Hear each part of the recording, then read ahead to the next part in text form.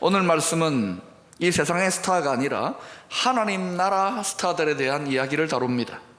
바울은 주님의 몸된 교회를 위해 한평생 충성하다가 이제 로마서를 마무리 지으면서 자랑을 합니다. 아주 기뻐하며 자랑을 하고 있어요. 무슨 자랑을 할 것 같습니까? 내가 이렇게 충성했다, 내가 이렇게 고생했다, 우리 교회 건물이 이렇게 멋지다, 이런 자랑을 한 게 아닙니다. 무슨 자랑을 했습니까? 사람 자랑을 했습니다. 어떤 사람입니까? 주님을 위하여 목숨도 드릴 만한 신실한 복음의 협력자들, 바울의 동역자들, 주님의 제자들을 자랑했습니다. 사람이 자랑거리가 돼야 돼요. 여러분, 기쁨의 교회 자랑할 거 있습니까? 이제 앞으로 저쪽 가면 자랑할 거 많이 생기는데 그거는 가장 중요한 게 아니에요. 진짜 자랑할 것은 사람이 되어야 됩니다. 우리 교회 안에 그저 교회 왔다 갔다 하는 정도를 넘어서서 주님을 생명 다해 사랑하고 끝까지 섬기는 제자들, 주님의 사람들이 과연 몇 명이나 될 것 같습니까? 여러분은 그러한 사람입니까? 이게 교회의 자랑거리입니다.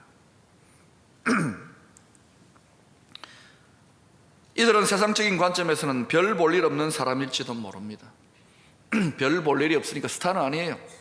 그러나 우리 주님의 눈으로 볼 때는, 하나님 나라의 관점으로 볼 때 그들은 스타예요. 천국의 스타. 요한일서 2장 17절에서 이렇게 증거하지요. 이 세상도 그 정욕도 지나가되 오직 하나님의 뜻을 행하는 자는 영원히 거하느니라. 여러분, 영원토록 빛나고 싶습니까? 영원히 기억되고 영원히 거하는 존재가 되기를 원합니까? 주님의 일에 충성할 수 있기를 축원합니다. 쓰러질 것, 잠깐 100년도 안 되는 인생 쓰러지는 그 영광에 모든 것을 다 바쳐서 속지 마시고 정말 투자해야 될 것, 영원한 하나님 나라의 영광을 위하여, 영원한 것을 위하여 여러분 인생을 투자하시기를 바랍니다. 로마서 16장에는 모두 33명의 천국의 스타들의 명단이 소개되고 있습니다. 그 중에 24명은 로마 지역의 성도들이었고 9명은 고린도 지경에 거하는 성도들이었습니다. 그 중에 9명이 여성이었습니다. 직업, 신분, 연령, 지식 정도 여러 가지가 천차만별 다양한 배경의 사람들이었습니다. 근데 이렇게 다양한 배경을 가진 사람들이 어떻게 하나로 뭉쳐서, 뭉치는 것도 힘든데 뭉쳐가지고 목숨을 걸고 충성했을까요? 그들 하나로 묶어내었던 그 구심점, 그 대의명분이 여러분은 무엇이라고 생각합니까? 여러분이 읽었던 오늘 말씀에서 반복해서 나타나는 게 뭐냐?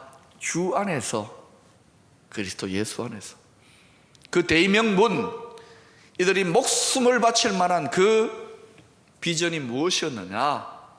바로 예수 그리스도, 예수 그리스도 안에서 예수 그리스도를 위하여. 이들은 신분 상승이나 경제적인 유익이나 자기 계산에 따라서 움직이는 사람들이 아니에요. 예수 그리스도를 위하여 헌신했다는 겁니다. 여러분, 성도는 어떤 사람이라고 생각합니까? 예수 그리스도를 우리의 주군으로 모시고 살아가는 사람이 크리스천입니다. 맞습니까? 다른 주군은 없어요. 그리고 그 주군을 위하여 충성하며 살아가다가 그 주군을 위하여 죽는 것이 성도의 삶의 미학인 거예요. 우리가 배워야 될 부분이 있지 않습니까? 오늘 본문에 등장하는 사람들이 바로 이런 사람들입니다. 예수 그리스도를 위하여 기꺼이 자기 목숨도 내놓을 만한 충성스러운 일꾼들. 이들이 초대교회의 가장 큰 자산이었고 가장 큰 자랑거리였고, 이들이 초대교회의 가장 큰 그들 미래의 가능성이었습니다. 이들은 누가 뭐라고 하더라도 당시에는 별 볼 일 없는 사람들로 세상 사람들 기억되었을지 몰라도 성경에 기록되어졌고 하나님 나라에서 주님 앞에는 분명히 스타로 기억되어질 것입니다. 자, 그런데 이런 인물들에 대해서 성서학자들이 그 이름의 배경을 추적했어요. 방대한 자료들을 살펴가지고 추적한 그런 연구한 내용들을 살펴보면 그 인물 한 사람 한 사람에서 굉장히 흥미있고 감동적인 내용들이 많이 있습니다. 그 전부 다를 소개하려면은 시간이 너무 많이 걸리니까 몇 가지만 한번 소개해 보십시다. 첫 번째는 여성 일꾼들입니다. 바울이 많은 동역자들을 소개하는 가운데 가장 먼저 1절과 2절에 자신의 동역자요 보호자라고 합니다. 베베 자매를 소개하고 있습니다. 이 베베 자매는 어떤 사람이냐? 바울이 쓴 이 로마서 편지를 가지고 로마 교회에 전달해 준 여인이었습니다. 여러분, 당시에는요, 지금도 좀 그런 경향이 있을지 모르겠지만 당시에는 남성 우월주의가 굉장히 강력한 가부장적인 사회였습니다. 요즘은 점점 여부장적인 사회인지 몰라도 옛날에는 남자들이 아주 그냥 다 독재를 했어요. 그러니까 여성들이 죄송합니다, 여성들이 별로 사람 취급을 못 받았습니다. 그런데 그런 사회에서 이 바울이 베베라고 하는 여성 일꾼을 가장 먼저 이름의 리스트 중에서 소개하고 있는 것은 다분히 의도적인 데가 있는 거예요. 교회에 합당한 예절로 VIP 대접을 해주라는 것입니다. 그러면서 그 여인을 인정해 주기를 그가 나와 많은 성도들의 보호자라고 이야기합니다. 보호자. 우리 보호자다. 그 의감을 아시겠어요? 후원자란 거예요. 후원자. 오늘날도 여러분, 하나님의 일은요, 아무리 주의 종이나 선교사들이 믿음 좋다고 해가지고 혼자서 절대 되는 게 아닙니다. 독불 장군이 없습니다. 돕는 손길들이 필요하고요. 그들도 인간인지라 영적 전쟁의 최전방에 있어서 많은 일들을 하다 보면은 영육간에 엄청난 소진이 일어납니다. 여러분 보시기에는 해외 선교 가서 뭐 교회 짓고 그 세상에 아무나 하겠다 그러지만 엉터리 말고 제대로 원수의 진을 파하면서 하나님 나라의 부흥을 이루는 거 쉽지 않습니다. 돕는 손길들, 돕는 보호자, 후견인들이 필요한 거예요. 그러니까 여러분, 함부로 평가하면 안 됩니다. 목회도 마찬가지입니다. 에이구, 박 목사 내가 하면 더 잘하겠다 해보세요. 쉽지 않습니다. 여러분, 기업이나 공공기관은 어떤 신분이라든지 또는 어떤 경제적인 혜택이라도 있지만 이건 그렇지 않지 않습니까? 자원하면 기분 내키는 것이 있어야 되는 거예요. 기분 안 내키면 요즘 성도들은요, 구원도 안 받으려고 그래요. 이게 참 쉬운 게 아닙니다. 사소한 가지고 삐져버리고요, 최전방에 막 나가서 몸이 상하도록 막 목숨을 걸고 뛰어나가는데 옆에서는 손톱에 가시 박혔다고 우는 사람도 있어요. 그러면 그거 무시하면 안 되는 거예요. 그것도 빼줘야 돼요. 아유, 아프겠네요. 빼줘야 되는 거예요. 지금 그 당사자는 막 상상을 초월하는 상처와 고통 가운데서 영적 투쟁을 하고 있는데 그렇게 성숙해져야 되는 거예요. 그것도 교회는 그렇게 다양한 사람들이 모여서 공동체를 이룹니다. 그러니까 여러분, 주의 종들에게 후원자, 후견인, 보호자가 필요한 거예요. 그들의 따뜻한 격려, 간절한 중보기도, 사랑의 후원, 이런 후견인들이 그들에게 얼마나 고맙고 감사하게 생명줄과 같거든. 그러니까 바울이 자신의 후견이요, 자신의 보호자인 이 베베를 앞세울 수밖에 없지 않겠습니까? 사랑하는 여러분, 여러분이 직접 일선에 나서지 못한다 그러면 그러한 하나님의 일꾼들, 신실하게 주님을 섬기는 일꾼들을 여러분 돕고 보호하시고 영적인 후원자가 될 수 있기를 축원합니다. 뿐만 아니라 6절에 보면 마리아라고 하는 자매에 대한 이름이 등장합니다. 이렇게 설명했습니다. 너희를 위하여 많이 수고한 마리아에게 문안하라.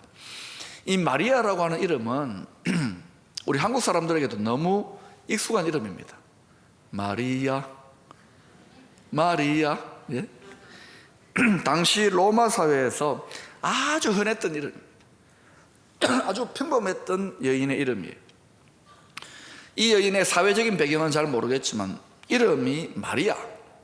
그러면 아마 이 여인도 뭐 국회의원이나 또는 뭐 장관은 아니었을 것 같아요. 그냥 평범한 이름을 가진 평범한 여인, 평범한 아줌마였을 것입니다. 그런데 이 평범한 여인 마리아의 위대함이 어디에 있습니까? 주님을 위하여 많이 수고한 마리아. 여기에 위대함이 있는 거예요. 여기에 비범함이 있는 거예요. 여기에 남다른 하나님의 주목하심이 있는 거예요. 우리도 다 사회적으로 대단하고 높은 사람들이 아니잖아요. 평범한 사람들입니다. 보통 사람들입니다. 우리 교회와 같이 평범한 여인들이 많습니다. 평범한 이름을 갖고 있는 분들이 많습니다. 그런데 그분들의 삶을 내용을 파고 들어가 보면 위대함, 비범함이 감추어져 있는 분이 있습니다. 왜? 주의 몸된 교회를 위하여, 주님의 복음을 위하여 많이 수고하는 분들이 있는 거예요. 평범 속에 감추인 위대함입니다. 그런 분들이 많아요. 마리아 비슷한 사람들이 많아요. 이름은 평범한데, 예를 들어 드릴까? 병자, 명자, 영자, 영희, 경숙이, 경애, 순자, 순이 등등입니다. 이름 안 불렸다고 또 시험 들지 마시고 천국의 숨은 스타들인 거예요. 여러분 삶의 내용을 한번 파헤쳐보고, 여러분 신앙의 내용을 파헤쳐보면 이러한 숨은 비범함, 숨은 위대함이 있습니까? 신앙생활 너무 편하게 하려고 하지 마세요. 저 영원한 나라의 스타가 되기를 사모하며 헌신할 수 있기를 바랍니다. 두 번째는 부부가 등장합니다. 그 중에 유명한 사람이 있는데 바로 브리스길라와 아굴라 부부입니다. 당시에는 이름을 기입하는 순서가 중요합니다. 그러면 당연히 남성 우월주의 사회니까 아굴라와 브리스가라고 표현해야 되겠죠. 아굴라가 남편이니까. 그런데 브리스가와 아굴라라고 표현됐습니다. 여기 의도가 있는 거예요. 신약 성경에 이들 부부 이름이 총 6번 나옵니다. 대단한 사람들. 근데 그 중에 4번은 아내 브리스가의 이름이 앞서고, 그 다음에 2번은 남편 아굴라 이름이 앞섭니다. 왜 이렇게 이름이 뒤죽박죽일까? 한번 추정을 해봅니다. 이렇게 해석을 해보는 거예요. 소설을 쓴다는 거예요. 아마도 많은 교회들이 그렇지만 처음에 누가 신앙생활을 그 집에서 하는 경향이 많습니까? 아내들이, 왜 여자분들이 마음이 여리고 쉽게 또 복음을 받아들여요. 그러니까 아내들이 예수를 먼저 믿는 거예요. 그 다음에 아굴라가 어떻게 됩니까? 뒤따라와서 예수를 믿게 된 것 같아요. 우리 교회도 그런 분들 있잖아요. 부인 때문에 지금 교회 나와주시는 분들 여기 계실 거예요. 네? 이름의 순서가 그럼 부인이 먼저고 남편이 뒤입니다. 그런데 그렇게만 되지 아니하고 나중에 이름이 바뀌어져요. 남편이 앞서게 돼요. 뭡니까? 남편이 뒤에 왔지만 또 남자들이요, 발동이 늦게 걸리지만 한번 믿었다 그러면 이게 또 남자들이 대단하거든요. 앞서는 거예요. 열심을 내는 거예요. 이게 한번 몰두할 만한 일이구나 이렇게 생각되어지니까 이제는 실력 있는 믿음의 가장이 되어가지고 아내와 그 가족 전체의 믿음을 이끌고 가는 거예요. 지금 아내들이 남편을 교회로 이끌었습니까? 이제 교회 와서 같이 예배 드린다고 거기에 머무르지 마시기를 바랍니다. 남편을 세우세요. 남편들 내가 교회 나와주는 게 어딘데 그렇게만 생각하지 마시고 정말 실력 있는 믿음의 가장이 되시길 바랍니다. 그러면 그 가정이 영적인 천국 같은 가정이 되는 거예요. 남자들이 가장 리더십을 발휘한다 그러면 그냥 이름만 리더십이 돼서 영적인 신앙의 차원에서도 리더십을 가지고 여러분 이름을 앞세우세요. 그런데 4절에 보면 이들이 사도 바울을 어떻게 섬겼느냐, 한마디 중요한 말이 나오는데 그들은 내 목숨을 위하여 자기들의 목까지도 내놓았나니. 야, 도대체 저는 이 말씀 묵상하면서 바울이 도대체 어떤 영향력을 미치고 어떻게 사역했길래 바울을 위하여, 주의 종을 위하여 목숨을 내놓는데요. 제가 한번 이 말씀을 생각하면서 우리 교회 성도들을 생각해 봤어요. 수천 명의 성도들 중에 목을 내놓을 분이 있을까? 안 가르치죠. 그런데 2부 예배 마치고 제가 나가니까요, 어느 부부가 가면서 아내 되실 분이에요.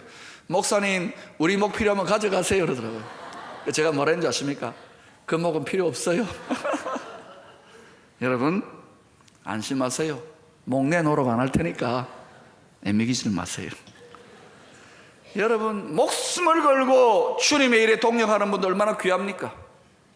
무엇이 여러분의 기쁨입니까? 무엇이 여러분을 움직이는 동력입니까? 사랑하는 여러분, 복음을 위하여. 세 번째로 13절에 등장하는 루포와 그의 어머니에 대한 이야기입니다. 마가복음 15장 21절에 이런 말씀이 있습니다. 마침 알렉산더와 루포의 아버지 구레네 사람 시몬. 루포의 아버지 구레네 사람 시몬. 여러분, 구레네 사람 시몬이 어떤 사람인지 아시죠? 구렛나루가 많이 난 시몬. 예, 좀 웃어주세요. 예수님이 십자가 지고 골고다 갈 때에 로마 병정들에 의해서 옆에 있다가 얼떨결에 억지로 십자가 함께 지고 갔습니다. 억지로. 얼떨결에.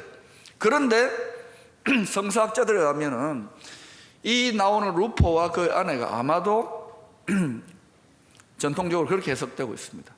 구레네 시몬의 아들이요 아내일 것이라고 추정하는 거예요. 그 추정이 맞다면 여러분 이렇게 생각해 볼 수 있지 않을까요?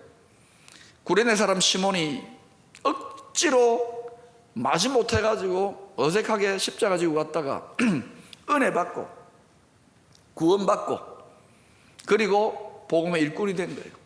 그리고 자신의 아들과 자신의 아내에게 영향력을 미쳐서 그들이 그냥 대충 믿은 것이 아니라 하나님 나라 스타의 반열에 이름이 들어가 있는 거예요. 사랑하는 여러분, 우리가 한평생 억지로 신앙생활 하는 것만큼 불행한 건 없습니다. 그러면 인생이 얼마나 억지겠습니까? 그죠? 믿음이 좋아지는 것은 즐거워야 되고 예배가 즐겁고 신앙생활이 즐겁고 기도가 즐거울 수 있기를 축원합니다. 그런데 목사님 저는 안 그래요. 여기 지금 앉아있는 것도 힘들어 죽겠고 억지로 좀 앉아있는 거예요. 끄떡끄떡하는 분이 있습니다. 그런데 여러분 잠깐 그래야 됩니다. 믿음이 성장해야 되는 거예요. 그런데 억지로 나와 있어도 억지가 중요한 거예요. 억지 춘향이라도 춘향이 되면 되는 거예요. 억지로 나와 있다가 여기가 은혜의 자리입니다. 하나님 말씀이 선포되는 자리입니다. 성령이 역사하는 자리입니다. 사랑이 교감되는 자리입니다. 세상에 나이트클럽 가서 하나님 사람 되는 거 나는 못 봤어요. 교회 은혜의 자리, 확률이 높은 자리에 있다 보면 억지로 얼떨결에 와 있더라도 신앙이 자라고 하나님 사람이 되는 거예요. 구레네 시몬 이 가문이 그랬던 거예요. 그러나 계속 억지는 안 되겠죠. 사랑하는 여러분, 억지로라도 주님 믿어야 돼요. 억지로 제자 훈련하고 억지로 봉사하고 억지로 섬기다가 보니까 깨닫게 되고 섬기게 되는 거예요. 그러나 계속 억지 상태는 안 됩니다. 네 번째로 10절에 보면 아리스토불로, 11절에 나기수, 15절에 네레오와 같은 이름의 주인공들은 당시 로마 사회의 귀족들의 이름이었습니다. 황제의 최측근에 있는 귀족들이었습니다. 자, 그런데 우리는 당시 예수 믿는 사람들 사회 하층민들만이다 그렇게 생각하는데 그렇지 않아요. 1세기도 안 됐는데 1세기 교회에, 초대교회에 당시 로마에서 예수를 믿으면 황제가 핍박하거나 심지어 죽여버렸습니다. 그런데 고관대작 로마의 귀족들이 예수를 믿는다 쉽겠습니까? 자신이 가지고 있는 귀족의 기득권, 자기의 사회적 명예, 사회적 신분, 이 모든 것들 포기할 각오를 하고 심지어 주를 위해 목숨을 내놓을 각오를 하고 믿었다는 거예요. 보통 사람들이 아닙니다. 그리고 내용을 깊이 들여다보면요, 이들이 초대교회에 많은 경제적인 후원을 했고 많은 성도들의 핍박과 순교를 막아주었어요. 사랑하는 여러분, 하나님의 교회에는 사회적으로 신분이 높고 뛰어난 분들도 많이 계십니다. 우리 교회도 그런 분들이 많습니다. 여러분, 하나님이 그런 분들 사회적으로 높은 지위에, 명예로운 지위에, 영광스러운 자리에 세워놓은 것은 자랑하고 뻑이라고 한 것이 아니에요. 세상에서만 그렇게 역할하라는 게 아니에요. 하나님의 교회, 주의 복음, 주님의 성도들을 위하여 많이 맡은 것만큼 창조적으로 주님 나라를 위해 섬겨야 되는 거예요. 그런데 보면은 그런 분들일수록 교회 일에 대해 소극적이에요. 이거는 뭐 나는 대충 하고 나는 더 큰 세상이란다. 정말 교회가 어떤 곳인지, 하나님 나라가 얼마나 큰 나라인지를 아셔야 되는 거예요. 정말 제대로 섬겨볼 만한 엄청난 일인 거예요. 우리는 열방을 향하여 나아갑니다. 사회적으로 실력자들, 리더십에 있는 분들이 더 많이 교회에 힘이 되시고 섬기셔야 됩니다. 만약 그렇지 못하다 그러면 고민해 보셔야 돼요. 왜 하나님이 나를 높여주셨을까? 다섯 번째로 재미있는 이름의 주인공들이 등장합니다. 22절에 더디오라고 하는 이름의 주인공, 이 사람은 바울 대신에 바울이 불러주면 로마서를 썼던, 편지글을 썼던 사람입니다. 대필한 사람. 그런데 이 사람의 이름의 뜻이 뭐냐? 셋째라는, 셋째. 더디오는 셋째라는 이름 뜻이에요. 제대로 된 이름이 아니지 않습니까? 셋째야 3번 이렇게 말하는 거예요. 예? 그런데 이게 이름이 제대로 된 이름이 아니라는 것은 당시에 로마의 노예 신분들, 하층 계급에 있는 천민들이었다는 것을 추정해 볼 수 있는 이름인 거예요. 또 23절에 보면 구아도라고 하는 이름이 나오죠. 구아도라는 이름은 넷째라는 뜻입니다. 넷째야. 여러분, 셋째야, 넷째야 이름도 제대로 안 붙여져. 우리나라 조선시대 때 어때요? 마당새야, 떡새야, 돌새야 그러면 어때요? 예, 대감님 쇳내 여기 왔습니다. 이름이 없어 제대로. 그런데 놀라운 사실은 이들 마당새, 이들 돌새, 이들 종들, 이들 노예 신분이 있는 자들이 하나님 나라 스타의 반열에 바울의 마음에 감동을 끼친 교회 핵심 리더 속에 이들의 이름이 세워져 있다는 것은 너무나도 놀라운 일이에요. 여러분, 나는 좀 배운 게 없어서, 나는 좀 가난해서, 나는 좀 나이가 들어서 그런 말 하지 마세요. 누구든지 주를 사랑하고 주를 위하여 헌신하는 자들, 감사함으로 드리는 자들은 주님께서 인정하시고 발탁하여 쓰신다는 것을 아셔야 됩니다. 그래서 하늘나라의 스타 되기를 소망하라는 거예요.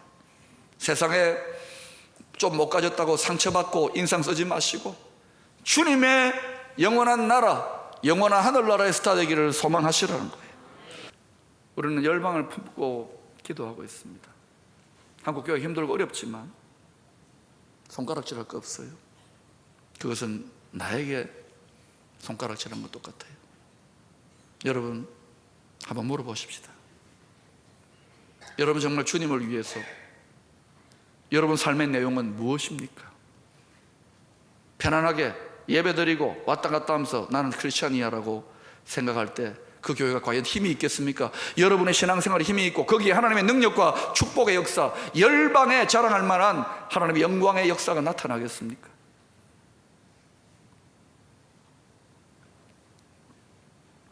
주님은 오늘 말씀을 통해서 이와 같이 복음화에 앞장서는 일꾼들에게 대해서 모든 교회들에게 그들을 문안해 주라, 격려해 주라, 인정해 주라, 감사해 주라고 하는 거예요.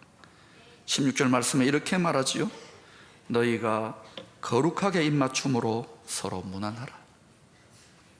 당시 로마 사회의 친근한 인사법입니다. 입맞춤.